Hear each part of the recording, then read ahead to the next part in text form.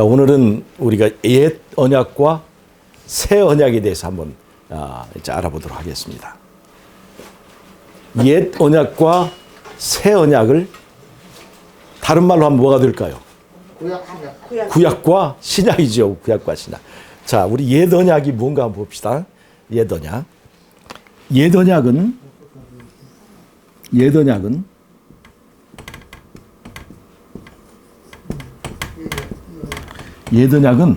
뭐가 중심이냐면 율법이 중심입니다. 자, 보세요. 옛 언약은요, 모세 오경에 압축되어 있습니다. 그것은 뭐냐면 행하라, 그러면 살리라요. 율법을 중심으로 있습니다. 행하라, 그러면 살리라. 그럼 새 언약은 뭐예요? 신약은? 네, 그렇죠. 신약은 믿음을 중심으로 되어 있습니다. 예수님을 중심으로 되어 있어요. 여기는 내용이 뭐예요? 믿으라. 그러면 너와 네 집이 구원을 얻으리라 이렇게 되어 있습니다. 여러분, 구약과 신약이 이렇게 구별이 되잖아요. 구약은 율법을 중심으로 행하라, 그러면 살리라 이렇게 되어 있어요. 신약은 믿음을 강조하면서 믿으라, 그러면 살리라 이렇게 되어 있습니다. 그러면 우리가 이런 질문이 나올 수가 있습니다. 우리 시대에는 믿음으로 구원을 얻지만 과거 구약 시대에는 그럼 행함으로 구원을 얻습니까? 이렇게 가르치는 사람들이 있습니다. 세대주의 신학이 바로 그것입니다. 시대마다 구원의 방법이 다른데 율법 시대, 또 신약의 이 시대, 또 나중에 뭐 유대인 시대 뭐 이런 식으로 나누면서 이제 그 시대마다 구원의 방법이 다르다 이렇게 말하는 신학이 있는데 그것이 바로 세대주의 신학이라고 그래요. 개신교회에서 상당히 적지 않은 부분이 그런 신학에 오염되어 있습니다. 여러분, 이렇게 지금 제가 이렇게 구약은 행함을 중심으로 되어 있고 신약은 믿음을 중심으로 되어 있는 이런 언약의 특징들을 보면 마치 구약의 구원의 방법과 신약의 구원의 방법이 다른 것처럼 보일 수가 있습니다. 그러나 모든 시대의 구원의 방법은 예수님을 믿는 믿음으로만 구원받을 수 있습니다. 모든 시대에. 왜 그러냐? 구약의 이 옛 언약 시대에도 행함이 이렇게 강조되었지만 사실은 그 율법을 행하는 그 제사 의식 가운데는 예를 들어서 양을 잡아서 제사를 지내야만 죄를 용서받을 수가 있습니다. 그러나 그것은 양이 그 사람의 죄를 용서해 주는 것이 아니라 양을 통해서 누구를 바라보게 되어 있어요? 예수님을 바라보게 되어 있습니다. 즉 구약 시대는 그림자와 같은 희미한 복음이지만 그 구약의 표상과 상징을 통해서 예수님을 바라볼 수 있게 되어 있습니다. 그러니까 구약에도 사실은 행함을 통해서 구원을 받는 것이 아니라 믿음을 통해서 구원을 받게 되어 있습니다. 그런데 왜 그러면 구약에는 율법을 행하라고 하는 것을 강조했을까요? 여러분, 이스라엘이 애굽에서 이제 출애굽할 때 그 애굽에서 그 사람들은 신분이 무엇이었습니까? 노예였어요. 노예의 습성은 일하면 그 조건으로 밥을 먹을 수 있어요. 그 노예들은 은혜로 사는 법을 몰라요. 그것을 이해를 못해요. 노예들은. 이 종들은 종의 법칙은 일을 해야 이 먹고 사는 그 법칙에 얽매여 살았기 때문에 은혜로 구원받고 은혜로 살아가는 그 말을 이해를 하지 못합니다. 그래서 그들에게는 먼저 행하라고 하는 그들의 환경에 익숙한 용어를 앞세웠습니다. 잘 보세요. 구약도 신약도 율법이 있습니다. 구약도 신약도 율법이 있습니다. 구약에는 돌비에다 새겨진 율법이 있죠. 신약은 어디에 있을까요? 우리의 신비에 새겨진 계명이 있습니다. 어느 시대나 계명이 있습니다. 우리가 믿음으로 구원받지만 구원받은 사람은 반드시 하나님의 계명을 지키게 되어 있습니다. 구원받았기 때문에, 믿음으로 구원받았기 때문에 우리는 율법으로부터 자유롭다? 그거는 큰 기만입니다. 사단의 기만입니다. 사단은 원래부터 하나님의 말씀을 폐하거나 변개하거나 하나님의 말씀에 흠집을 내는 것이 그의 하늘에서 시작된 습관이었습니다. 여러분, 우리가 믿음으로 구원받았으면 내 멋대로 살아야 됩니까? 말씀대로 살아야 됩니까? 말씀대로 사는 거예요. 그런데 구약의 계명과 신약의 계명은 그 이름이 좀 틀립니다. 구약에 우리의 10계명이지만 신약에서는 그것을 새 계명이라고 해요. 새 계명. 그런데 이 새 계명이 구약의 계명과 다른 계명이 아니라 옛적부터 있던 바로 그 계명이라고 어디에 기록되어 있는가? 바로 요한 1서에 기록이 되어 있습니다. 요한 2서에도 기록이 되어 있습니다. 바로 요한의 기별 속에 이런 내용들이 그대로 있어요. 뭐냐? 믿는다고 하면서 하나님의 계명을 지키지 않는 자는 바로 거짓말하는 자다. 그러니까 우리가 믿음으로 자유를 얻었기 때문에 나는 이제 율법으로부터 자유케 되었다. 그것은 율법을 안 지켜도 된다가 아니라 이제 우리 마음 가운데 우러나는 마음이 생기니까 옛날에는 억지로 율법을 지키려고 하다 보니까 지킬 수도 없고 율법의 정죄에서 벗어날 수도 없었는데 이제 율법을 사랑하게 되니까 율법이 요구하는 것보다 훨씬 더 많은 것을 할 수 있는 사람이 되는 거예요. 왜냐하면 예수님의 십자가의 은혜가 우리의 죄값을 간신히 갚아주는 그 정도가 아니라 우리의 죄값을 갚고든 남는 넘치는 은혜를 주셨기 때문에 우리가 율법을 간신히 지키는 것이 아니라 우리가 율법을 사랑하는 마음, 율법을 사랑하는 마음을 주셔서 이 세상 죄는 미워지고 그 다음에 하나님의 백성으로서 하나님의 율법을 지키는 것을 사랑하는 마음이 되어가지고 율법이 요구하는 것보다 훨씬 더 많은 것을 할 수 있게 돼요. 그러니까 율법으로부터 자유롭습니까? 안 자유롭습니까? 율법으로부터 넉넉하게 이길 수 있기 때문에 율법으로부터 자유롭게 되는 거예요. 율법을 지키면서 자유로운 겁니다. 율법을 안 지키면서 자유로운 것이 아니라 이것이 바로 이제 진정한 이 새 언약 속에 사는 삶이라고 되어 있습니다. 그래서 그것을 히브리서에서는 우리가 어떻게 설명했느냐? 율법을 우리의 신비에 기록했다 그렇게 얘기했어요.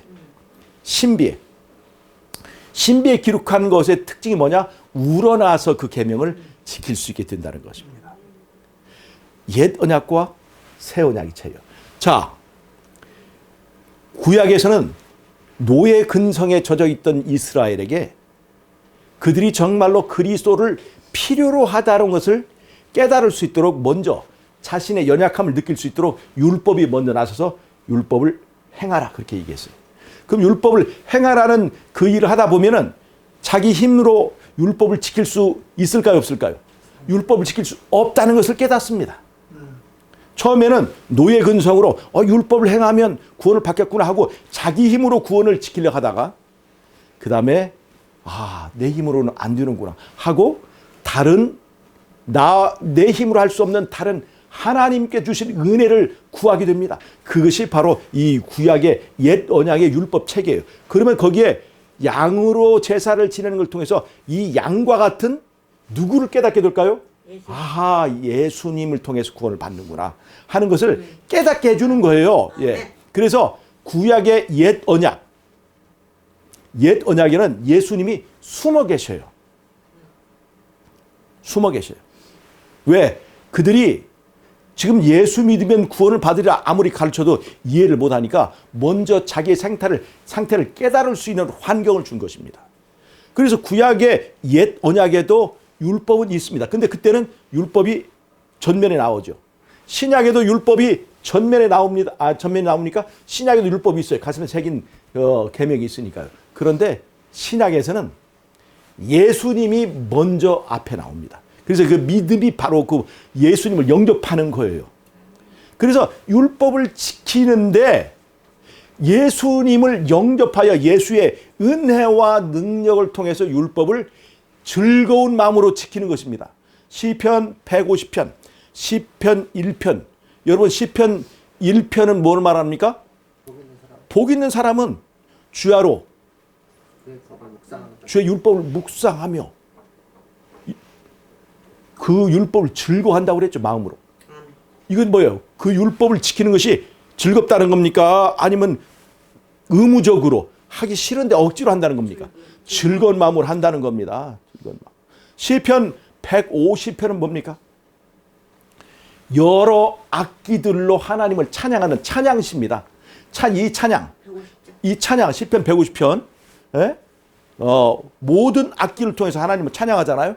이 찬양은 억지로 하는 찬양입니까? 마음에서 우러나는 찬양을 말하는 것입니까? 기뻐 없겠죠. 우러나서 하나님을 찬양하는 그 찬양시예요.